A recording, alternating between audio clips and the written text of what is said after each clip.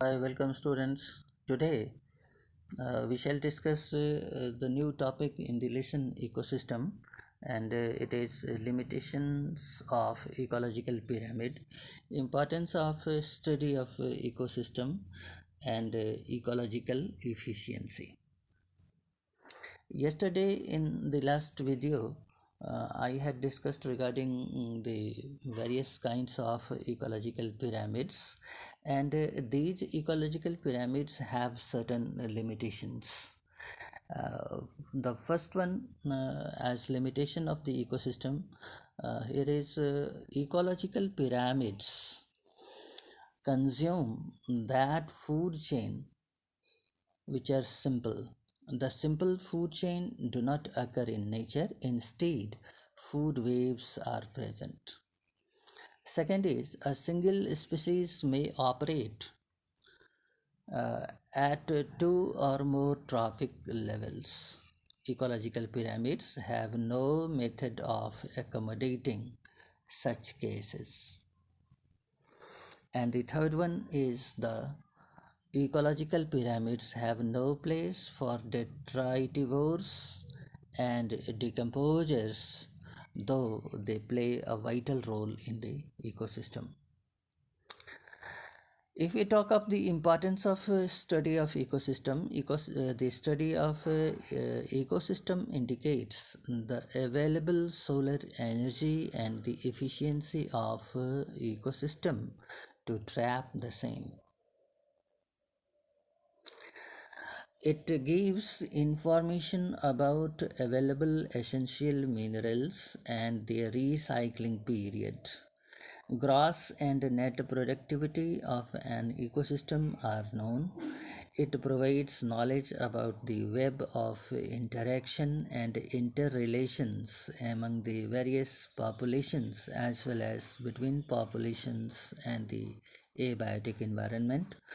It helps a human being to know about conservation of resources, protection from pollution, and input required for maximizing the productivity. This is the importance of study of ecosystem.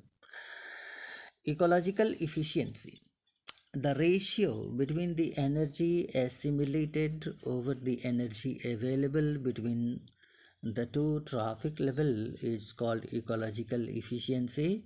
It was first studied by Lindenman in 1942, who called it the progressive efficiency. Knowledge of ecological efficiencies is useful in knowing the degree to which the organisms of a trophic level exploit food energy resources and convert the same into biomass. The various ecological efficiencies are as follows. The photosynthetic efficiency. It is the percentage of incident solar radiations trapped by producers to perform photosynthesis and produce gross primary productivity.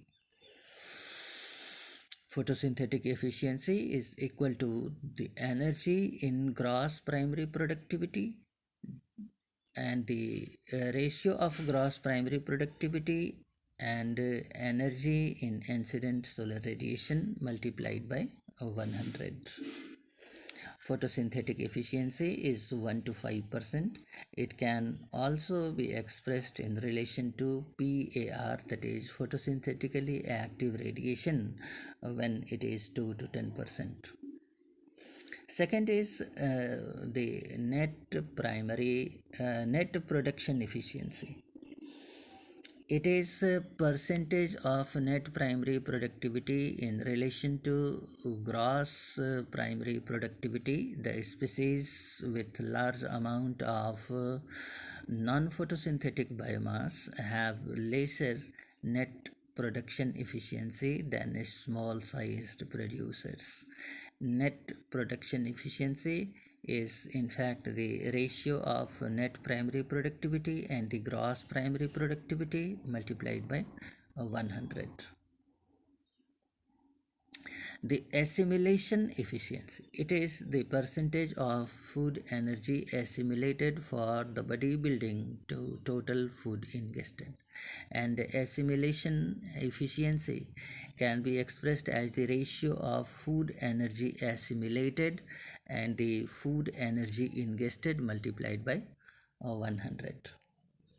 The last one being the ecological efficiency or trophic level efficiency, the percentage of energy converted into biomass by a higher trophic level over the energy of food resources available at the lower trophic level is called ecological efficiency. And this ecological efficiency can be expressed as the ratio of energy converted into biomass at any particular trophic level and the energy present in in the biomass at lower trophic level multiplied by 100. This is all about the efficiency of various paradigm in the ecosystem. The next important topic that we shall discuss in our next video will be the ecological succession. So we shall discuss this in our next video. Okay, thank you.